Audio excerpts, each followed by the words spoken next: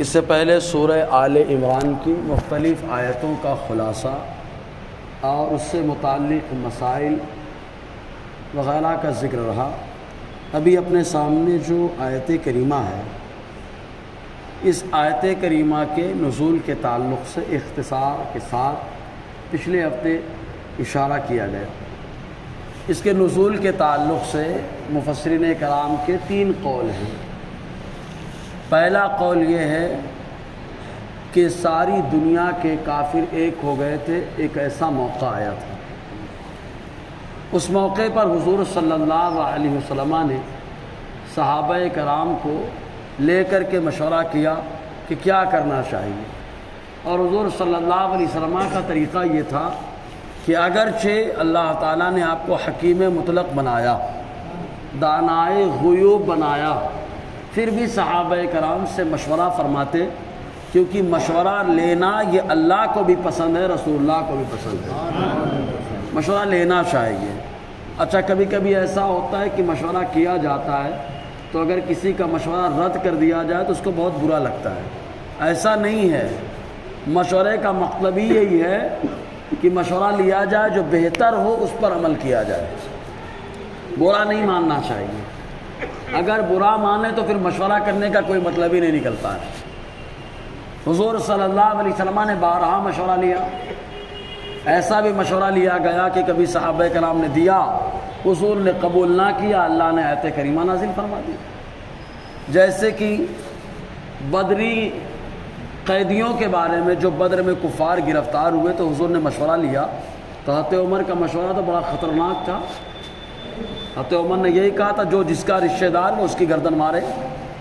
علی اور عقیل اپنے رشتہ داروں کو ماریں، میں اپنے ماموں کی گردن مارتا ہوں، اپنے رشتہ داروں کی گردن مارتا ہوں، ختم کیا جائے معاملہ۔ اگر اسی وقت گردن مار دی جاتی تو ان کی نسل میں، ان کی پشت میں جو تھے وہ ایمان کی دولت سے مشرف نہ ہوتے۔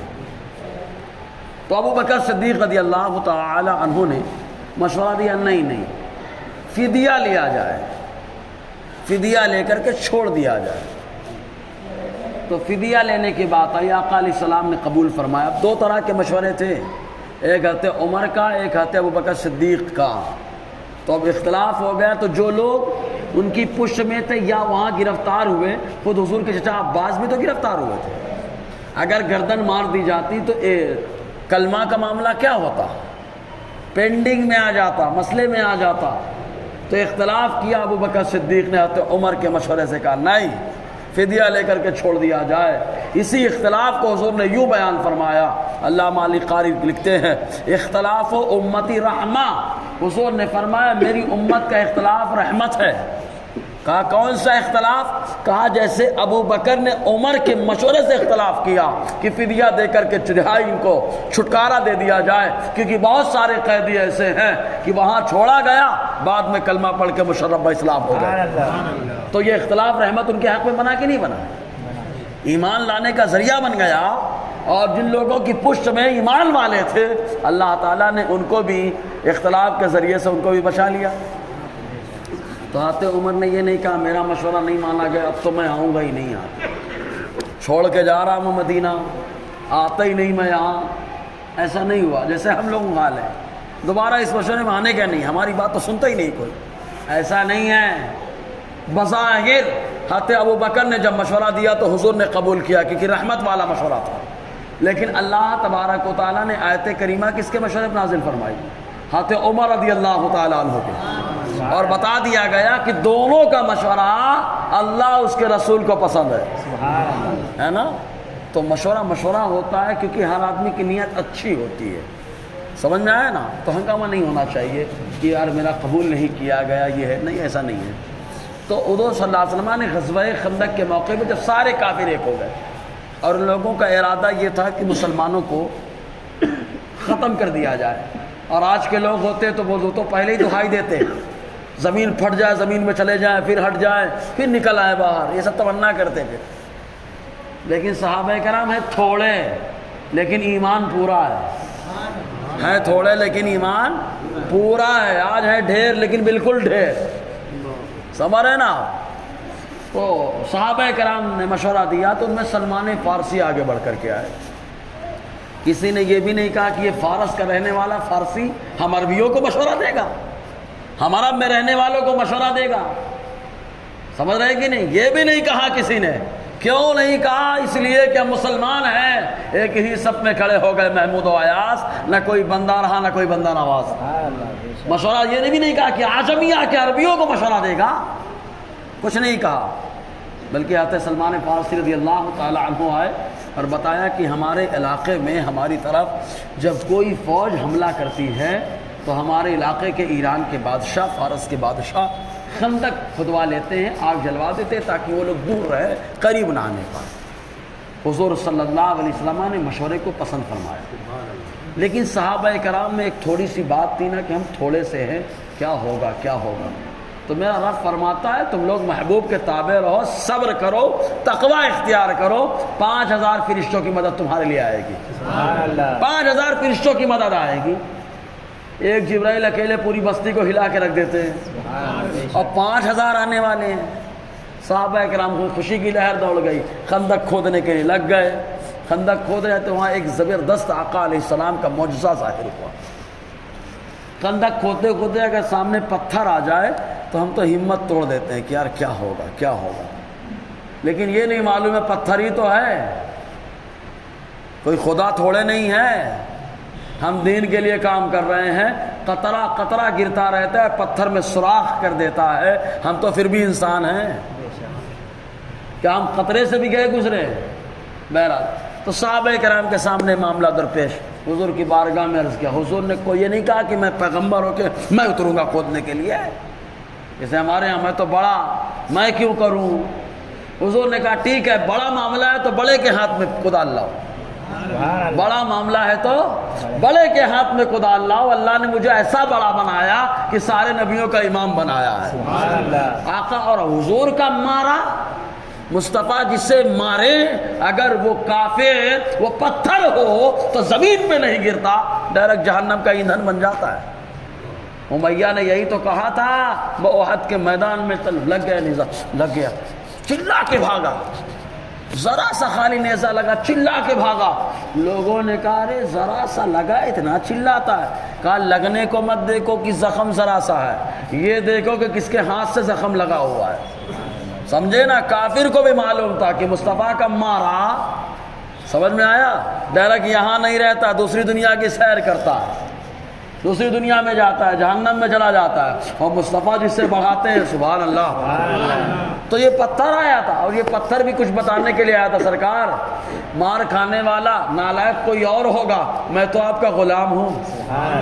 ہاں، جیسے احد پہ آپ نے پاؤں مار کر کے اس کی قسمت کو جگا دیا، میرے اوپر کدال مار کر کے مجھے بھی شہادت کا منصب دے دے، ہے نا؟ اس نے مارا، نکلی روشنی، جیسے ہی نکلی صحابہ نے کہا اللہ اکبر، خوشی کے مارے، خوشی پہ نعرہ لگانا صحابہ کی سنت ہے، خوشی میں کہا اللہ اکبر، گونج اٹھا ایک دم مدینہ۔ صحابہ نے جب کہا پھر مارا، پھر روشنی نکلی، پھر مارا، پھر روشنی نکلی۔ صحابہ کرام نے کہا حضور اس روشنی میں کیا؟ ہم لوگ ہوتے بولتے ہیں بس خالی روشنی ہے، لیکن صحابہ جانتے ہیں کہ نور کی حقیقت نور ہی جانتا ہے، یہ نور کیوں آیا ہے نور ہی بتائے گا۔ اس لیے سراپا نور مجسم سے پوچھا کہ یہ روشنی کیوں نکلی ہے؟ حضور نے فرمایا اس نور میں، اس روشنی میں اللہ تعالیٰ نے مجھے 3 علاقے دکھائے، پہلے مشرق کا علاقہ دکھایا، پھر مغرب کا علاقہ دکھایا، پھر یمن اور شام کا علاقہ دکھایا۔ صحابہ کرام نے کہا کیا مطلب؟ کہا حضور نے فرمایا یہ مشرق و مغرب دکھایا میرے رب نے، اور بتا دیا محبوب آپ کی حکومت مشرق و مغرب تک رہے گی۔ اور یمن شام چونکہ اس وقت بہت خوشحال علاقے کہلاتے تھے، برکت والے علاقے تھے، کھیتی باڑی کے اعتبار سے سبز و شاداب علاقے، پھل فروٹ کے اعتبار سے بھی، کاروباری اعتبار سے بہت خوشحال علاقے تھے۔ تو آقا علیہ السلام نے فرمایا اس روشنی میں مجھے بتایا گیا وہاں پر بھی میری حکومت رہے گی، ہے نا؟ دیکھو ہے کہاں پہ؟ مدینے میں۔ کافروں نے حملہ کر دیا ہے چاروں طرف سے، تیاری ہو رہی سیفٹی کی۔ صحابہ نے یہ نہیں کہا دیکھو ابھی مصیبت آئے پڑی ہے اور خوشخبری اتنی بڑی دے رہے ہیں، صحابہ کو معلوم ہے کچھ ہونے والا نہیں ہے، مصطفیٰ نے کہہ دیا اللہ غلبہ عطا فرمائے گا، ہے نا؟ تو اس وقت یہ آیت کریمہ نازل فرمائی گئی اور بتایا گیا کہ تم لوگ صبر کرو، تقوی اختیار کرو، اللہ تعالیٰ 5000 فرشتوں کی مدد بھیج دے گا۔ اللہ تعالیٰ بھی فرشتوں سے مدد کرتا ہے، تو ڈائریکٹ مدد کرنے پہ قادر ہے کہ نہیں؟ ڈائریکٹ مدد کرنے پہ قادر ہے، تو ڈائریکٹ کیوں نہیں مدد کر دی اللہ تعالیٰ نے؟ فرشتوں کیوں بھیجا؟ ڈائریکٹ مدد کر دینا چاہیے، معاملہ ختم ہو جاتا۔ فرشتوں کو اللہ تعالیٰ نے کیوں بھیجا؟ تو میرا مولا تعلیم دے رہا ہے، بتا رہا ہے کہ اسلام کا نظریہ کیا ہونا چاہیے میرے بارے میں۔ اللہ تعالیٰ یہی بتا رہا ہے کہ میں ڈائریکٹ مدد کروں، میں قادر ہوں، کر سکتا ہوں، لیکن مجھے پسند ہے کہ میری مدد بھی وسیلے سے آتی ہے۔ سبحان اللہ، فرشتوں کے وسیلے سے آپ کی مدد آ رہی ہے، سمجھ رہے ہیں نا؟ تو یہ ایک قول ہے۔ دوسرا قول کیا ہے معلوم؟ دوسرا قول یہ ہے کہ غزوہ احد کے موقع میں صحابہ کرام کافی زخمی ہو گئے، خود حضور صلی اللہ علیہ وسلم زخمی ہوئے۔ اب یہاں پہ ایک نکتہ لے لو، ذرا سی بات اگر کوئی بول دیتا ہے ہم دین کا کام نہیں کریں گے، چھوڑ کے بھاگتے ہیں۔ حضور سے زیادہ دین کے کام میں تکلیف ہوئی ہے۔ آقا علیہ السلام میں پتھر مارے جا رہے ہیں، پتھر مارے ہیں، مسلمان ہیں، کام کر رہے ہیں، اگر پتھر آ جائیں تو سمجھ لیجئے کہ مصطفیٰ کی سنت ادا ہو گئی۔ خالی حلوہ خانی کی سنت ادا کریں گے کہ حلوہ کھانا سنت ہے، میٹھا کھانا سنت ہے؟ ارے دین کی راہ میں پتھر کھانا یہ بھی تو مصطفیٰ کی سنت ہے۔ خالی وہی یہ کھانا نہیں، یہ کھانا بھی سنت ہے۔ آقا علیہ السلام نے دین کے لیے پریشانیاں اٹھائی، ورنہ وہ نبی جو دنیا کو اشارے پہ ہلا دیتا ہے، اگر چاہتا تو طائف میں قدم بعد میں رکھتا، دعا کرتا، سارے ایمان والے ہوتے اور حضور کا شاہانہ انداز میں استقبال ہوتا۔ لیکن تعلیم امت کے لیے، دین کے کام کے لیے جاؤ گے، مار بھی کھانا پڑے گا، برداشت بھی کرنا پڑے گا۔ اس کے باوجود آقا علیہ السلام مایوس نہیں ہوئے، پتھر چلا، خون نکلا، احد کے میدان میں دان ٹوٹا، ہونٹ کٹا، خون نکلا، پھر اللہ تعالیٰ نے ایسا کرم فرمایا کہ آج دنیا میں سب سے زیادہ اگر کسی کے روحانی فرزند ہے تو وہ میرا نبی ہے۔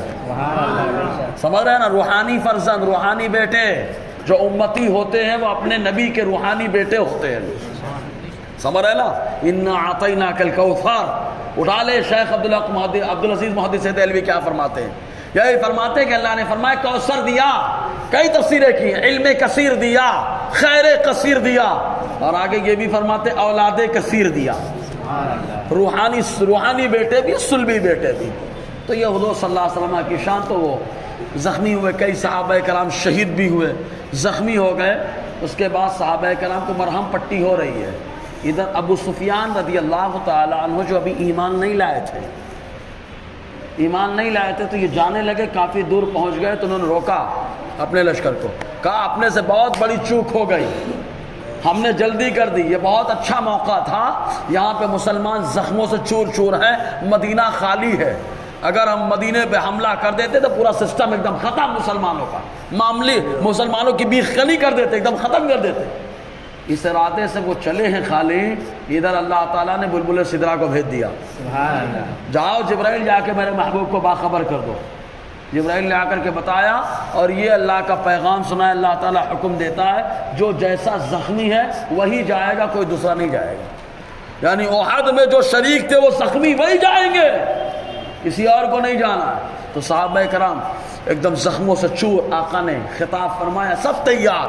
تو اللہ تعالیٰ فرماتا ہے تم لوگ کھڑے ہو گئے، ٹینشن مت لو، 5000 فرشتوں کی مدد بھی تمہارے لیے آنے والی ہے نا؟ تو ان کی حوصلہ افزائی کے لیے اللہ تعالیٰ نے فرمایا ہے جیسے ہی صحابہ کرام ہیں زخموں سے چور، ابو سفیان رضی اللہ تعالیٰ جو ایمان نہیں لائے اس وقت تک ان کو خبر لگی کہ مسلمان پھر مقابلے کے لیے آ رہا ہے، مسلمانوں کے حوصلے اور ہمت کو دیکھ کر سیدھا مکے کا رخ اختیار کر لیا۔ سمجھ میں مسلمان اپنے حوصلے اور اپنے عزم اور اپنی بہادری کی وجہ سے جانا جاتا تھا، سمجھ رہے نا؟ آج اب سوچے کیا ہے معاملہ، اب آگے تبصرہ نہیں کریں گے، کیونکہ ایمان جب آدمی کا مضبوط ہوتا ہے تو بزدل نہیں ہوتا۔ موت و زندگی کا مالک کون ہے؟ بندہ ہے۔ کون مالک ہے؟ اللہ مالک۔ زخمی کرنے کا مالک کون ہے؟ بندہ ہے۔ کون ہے؟ زبانی ہے کہ دل سے ہے؟ دل سے ہونا اصل ہے۔ اور نا مومن کی کیا شان ہے یار، زمین پہ رہتا ہے تو ابھی الگ انداز میں رہتا ہے، اور جب مر کے قبر میں جاتا ہے تو نرالی شان سے جاتا ہے۔ کافر جاتا ہے تو جل بھن کر کے جاتا ہے، قبر بھی توڑتی مروڑتی رہتی ہے، اور ایمان والا جاتا ہے تو قبر پہ آ کے بوسہ لیتی رہتی ہے۔ سبحان اللہ۔ تو شانی الگ ہے، مطلب ایمان جب آدمی کے پاس ہوتا ہے تو دنیا میں بھی سیف، قبر میں بھی سیف، اور آخرت میں بھی سبحان اللہ، ہے نا؟ تو ایمان خالی زبان سے نہیں ہونا چاہیے، دل سے بھی ہونا چاہیے۔ سمجھ رہے ہیں؟ 2 موقع. تیسرا موقع کب یہ آیت کریمہ اللہ نے نازل فرمائی؟ تو اس سے پہلے اشارہ دیا تھا احد کے میدان میں، بدر کے میدان میں 313 1000. اس کے باوجود ایک شخص جس کا نام تھا کرز ابن محاربی، وہ 1000 کا لشکر 300 کا لشکر پھر لے کے آنے والا تھا کافروں کے سپورٹ کے لیے. صحابہ کرام کو معلوم پڑا تو بے چینی پھیل گئی کہ یہ کیا ہو گیا، یہ کیا ہو گیا، پہلے سے یہ زیادہ تھے اب اور زیادہ ہو گئے. تو اللہ تعالیٰ نے فرمایا ٹینشن کیوں لیتے ہو؟ وہ خالی انسانی مدد لا سکتے ہیں، شیطانی مدد لا سکتے ہیں، لیکن رحمان کی مدد نرالی ہے. ٹینشن مت لو، 5000 کا لشکر آنے والا ہے فرشتوں کا، سبحان اللہ، ہے نا. تو اس وقت اللہ تعالیٰ نے یہ ارشاد فرمایا، اور ہم کو تو غور کرنا چاہیے. قرآن میں خود اللہ تعالیٰ فرماتا ہے اللہ ولی الذین آمنوا، کافروں کا کوئی معاون و مددگار نہیں ہے، ایمان والوں کا ولی اور مددگار اللہ ہے. اللہ تعالیٰ خود فرماتا ہے کافروں کے بارے میں لا مولا لہم، ان کا کوئی مولا نہیں، مددگار نہیں، اور ایمان والوں کا مولا اللہ ہے، مددگار اللہ ہے. سمجھ رہے کہ نہیں؟ جس کا مددگار اللہ ہے وہ تو لنگڑے مچھر سے بھی مدد کر سکتا ہے نا، سمجھ رہے نا جی. تو اللہ تبارک و تعالیٰ ارشاد فرماتا ہے بلا ان تصبروا وتتقوا ويأتوكم من فورهم هذا يمددكم ربكم ب5000 من الملائكة مسببين. اللہ تعالیٰ فرماتا ہے ٹینشن مت لو، جمے رہو. ہاں اگر تم صبر کرو، تقوی اختیار کرو، وَيَأْتُوكُمْ، اور یہ کفار تم پر من فورہم، فوراً حملہ کریں، احد میں جاتے جاتے لوٹ پڑے حملہ کرے، تو تمہارے اندر صبر ہے، تقوی ہے. یمددکم ربکم ب5000 من الملائکہ، تو اللہ تبارک و تعالیٰ تمہارا پروردگار 5000 فرشتوں سے تمہاری مدد کرے گا. یہاں پہ ایک نکتہ بڑا پیارا دیا، فرشتوں کی مدد تو آئی نا کہ نہیں آئی؟ آئی 5000 فرشتوں کی مدد. تو معلوم کیا ہوا؟ احد میں، بدر میں، غزوہ خندق میں، شاید نزول کے اعتبار سے جتنے صحابہ موجود رہے سب صابر بھی ہیں، سب متقی پرہیزگار بھی ہیں، کیونکہ اللہ نے شرط لگا دی اگر تم صبر کرو، تقوی اختیار کرو تو مدد آئے گی. سمجھ رہے نا؟ تم صبر کرو، تقوی اختیار کرو تو مدد آئے گی. فرشتوں کی مدد تو آ گئی، اور فرشتوں کا آنا اس بات کی دلیل ہے کہ سارے صحابہ جو بدر میں تھے، احد میں تھے، غزوہ خندق میں تھے، سب صابر بھی ہیں، متقی پرہیزگار بھی ہیں. سبحان اللہ. یہ رافضیوں کے منہ پہ زوردار چماٹ ہے جو صحابہ کرام کی شان میں گستاخیاں کرتے. قرآن تو کہتا ہے وہ صابر بھی ہیں، متقی پرہیزگار بھی ہیں. سبحان اللہ. سمجھے کہ نہیں؟ یہ قرآن صحابہ کی عظمت کا اعلان کرتا ہے. اچھا ایک چیز اور غور کرنا آپ، مسومی، نشان زدہ فرشتے. یہ فرشتے نشان زدہ، دوسرے فرشتے نہیں ہے کیا نشان زدہ؟ ان پہ نشان کیوں؟ کبھی کبھی ایسا ہوتا ہے جو لوگ وی آئی پی ہوتے ہیں تو ان کو الگ سے کوئی نشانی دے دی جاتی ہے، سمجھ رہے ہیں کہ ایک نشانی دے دی جاتی، وی آئی پی آدمی ہے، نشانی ہے، کارڈ ہے اس کے پاس، میں وی آئی پی آدمی ہوں، ہے نا، کارڈ دکھاؤ جاؤ، کارڈ دکھاؤ جاؤ، کارڈ دکھاؤ جاؤ. اب غور کریں آپ، جو احد، بدر، خندق میں فرشتے آئیں، اللہ تعالیٰ نے دوسرے فرشتوں سے ان کو وی آئی پی بنا دیا ہے، ان کو افضل بنا دیا. یہی وجہ کہتے جبریل علیہ السلام آئے اور آ کر کے حضور سے کہتے ہیں اللہ کے نبی صلی اللہ علیہ وسلم جیسے آپ کے بدری صحابہ جو بدر میں حاضر ہوئے دیگر صحابہ سے افضل ہے، ایسے ہی اللہ تعالیٰ نے ان فرشتوں کو جو بدر میں آئے تھے دوسرے فرشتوں سے افضل بنا دیا ہے. سمجھ رہے کہ نہیں آپ؟ اچھا کیوں افضل بنایا، وی آئی پی کیوں بنایا؟ کہا دین کی خدمت کے لیے ہے. تو آدمی وی آئی پی کب ہوتا ہے؟ مشورہ دینے سے نہیں، زمین پہ اتر کر دین کا کام کرنے سے وی آئی پی ہوتا ہے. اور اللہ جسے وی آئی پی بناتا ہے تو وہ واقعتاً وی آئی پی ہوتا ہے. امام احمد رضا کو اللہ نے ایسا وی آئی پی بنایا، سبحان اللہ، جہاں ذکر ہو جائے تو کہیں اپنے ہیں، سبحان اللہ. تو اللہ جسے وی آئی پی بنائے، غوث پاک کو، سبحان اللہ، خدمت دین کی وجہ سے اللہ نے وی آئی پی بنایا. اچھا ایک اور دین کی خدمت، اور یہاں بھی یہ بھی معلوم ہوا نا، یہ بھی تو معلوم ہوا اللہ تبارک و تعالیٰ نے یہ شان عطا فرمائی دین کی خدمت کے ساتھ ساتھ مصطفیٰ کی بھی خدمت ہے کہ نہیں؟ بھائی آقا علیہ السلام، اے اللہ یہ تیرے بندے اتنے ہیں، اگر یہ گئے تو تیری عبادت کبھی نہیں ہوگی. ایسے کہا تھا نا حضور نے روتے ہوئے ابو بکر نے کندھے پہ ہاتھ رکھا، کہا ٹینشن مت لیں، اللہ نے جو وعدہ کیا، اے اللہ کے رسول، اللہ اپنا وعدہ پورا فرمانے والا ہے نا۔ تو فرشتے آئے مدد کے لیے، آئے نا۔ جب فرشتے مدد کے لیے آئے، حضور کی ارمان پر عمل کرنے کے لیے کہ مصطفیٰ کی خواہش یہ ہے کہ اس پر عمل کیا جائے، اسلام کی خدمت کی جائے، تو جو حضور کی خدمت کرتا ہے اللہ اسے بھی اعلیٰ مقام عطا فرماتا ہے۔ اسی لیے تمام ایمان لائے صحابی ہو گئے، لیکن سب سے زیادہ خدمت ابو بکر نے کی، اس لیے افضل صحابی ہو گئے۔ جس کی جیسی خدمت ہے اسلام میں اس کا ویسا مقام ہے۔ سمجھ رہے نا؟ یہ ہمارا دور تھوڑے نہیں ہے کہ اپنا پرایا دیکھ کر کے اور یا کچھ اور دیکھ کر کے بڑھا دیا جائے۔ یہ صحابہ مصطفیٰ کا دور ہے، جس دور میں خدمت کو سراہا جاتا ہے اور جذبات کو سراہا جاتا ہے۔ جب یہ کسوٹی آ جائے گی تو انشاءاللہ دین میں خود بخود سدھار آ جائے گا، اب لوگ سدھار لانے کی ضرورت نہیں ہے، خود بخود آ جائے گا۔ اللہ تبارک و تعالی ہمیں سمجھنے کی توفیق عطا فرمائے۔ اس کے بعد اللہ تعالیٰ فرماتا ہے یہ مدد کیوں آئی، ہم نے کیوں بھیجی؟ تو مدد بھیجنے کی اللہ تعالیٰ نے دو وجہ بیان کی۔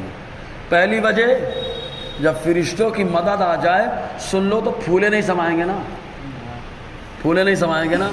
کیوں نہیں پھولے سمائیں گے؟ معلوم ہے ہم آسمانی دین کو مانتے ہیں۔ کس دین کو مانتے ہیں؟ آسمانی دین۔ آج آسمانی دین کو مٹانے کا پلان اور منصوبہ ہے، تو کہا جب آسمانی دین کو مانتے ہیں تو اس آسمانی دین کی حفاظت کرنے کے لیے اللہ تعالیٰ نے آسمانی لشکر کو بھیجا ہے۔ تو اپنی حقانیت کا احساس ہوگا، اور جیسے ہی حقانیت کا احساس ہوگا، خوشی آدمی کی ایسی ملے گی کہ اس کی انتہا نہیں رہے گی۔ تو اللہ تعالیٰ نے فرمایا فرشتوں کو بھیجا تاکہ خوشی میں اضافہ ہو جائے۔ دوسری چیز اللہ تبارک و تعالیٰ نے اس لیے بھیجا تاکہ دل مطمئن ہو جائے، سپورٹ میں کھڑے، بیک اپ میں کھڑے، کیونکہ جس آدمی کے بیک اپ سپورٹ میں بڑا کوئی کھڑا ہوتا ہے تو آدمی ٹینشن نہیں لیتا۔ حالانکہ فرشتے بیک اپ میں کھڑے تھے، اور سب سے بڑا بیک اپ تو ہمارے نبی کا ہے یار۔ حضور سے بڑا بیک اپ کس کا ہو سکتا ہے؟ میرے نبی کا ہاتھ اٹھ جائے تو اللہ تعالیٰ باران رحمت کا نزول فرما دے، حضور کا ہاتھ اٹھ جائے تو اللہ چاند کے دو ٹکڑے فرما دے، حضور کا ہاتھ اٹھ کے پیالے میں چلا جائے تو اللہ چشمے بہا دے۔ آقا علیہ السلام کا وجود ہی رحمت ہے۔ جی، تو اللہ تعالیٰ فرماتے ہیں وَمَا جَعَلَهُ اللَّهُ إِلَّا بُشْرَىٰ لَكُمْ، اور اللہ نے اس مدد کو بنا دیا تمہارے لیے خوشخبری، وَلِتَطْمَئِنَّ قُلُوبُكُمْ بِهِ، اور اس لیے کہ تاکہ تمہارا دل اس مدد سے مطمئن ہو جائے۔ آج بھی مسلمان اگر صبر کرے، ٹینشن نہ لے، صبر کرے اور تقوی اختیار کرے، خالی صبر ہی نہیں، دو چیزیں ہیں، تقوی اور صبر، آج بھی اللہ تعالیٰ مدد کرنے پہ قادر ہے، آج بھی مدد کرنے پہ قادر ہے۔ اور پہلے یہی ہوتا تھا، ہمارے چند سالوں پہلے، زیادہ نہیں 50-60 سال ماضی میں جا کر کے دیکھے، غیروں سے جب بھی مقابلہ ہوتا تھا، غیروں کے جملے ہوتے تھے کہ یار جب بھی ان سے لڑو تو ان کے مردے بھی لڑنے کے لیے آ جاتے ہیں۔ صحیح بات ہے کہ نہیں؟ آج ایسا کیوں نہیں ہو رہا ہے؟